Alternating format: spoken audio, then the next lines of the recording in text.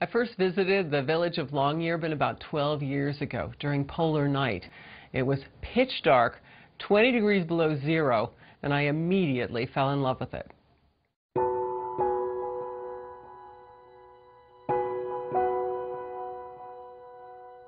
Polar night starts to lift sometime in late February, and it gradually gets lighter. At first, only the moon is visible, and there is a beautiful pastel twilight.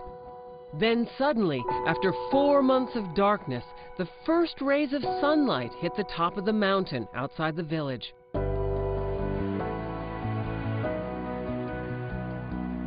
Arctic life is isolated. The village of Longyearbyen is just a small main street lined with shops, a general store, a handful of restaurants. Food is local. Reindeer stew with lingonberries is a big favorite. There is a beautiful sculpture of a miner in the middle of town, a haunting, icy figure covered in frost.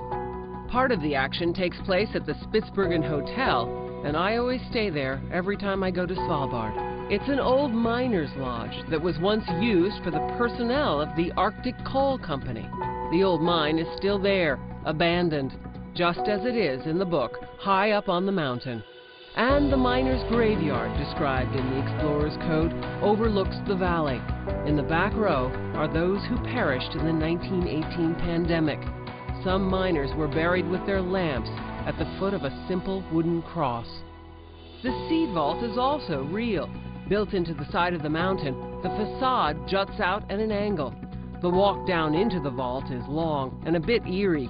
Exactly the kind of thing to trigger the worst possible reaction for John Sinclair. This is a very desolate land, and often very dangerous.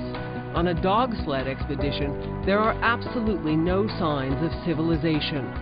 Polar bears roam freely and have often attacked humans or dogs. In fact, one night when I was there recently, they lost a dog to a bear right in the village. But on a dog sled, out in the open, a guide with a hunting rifle is absolutely necessary.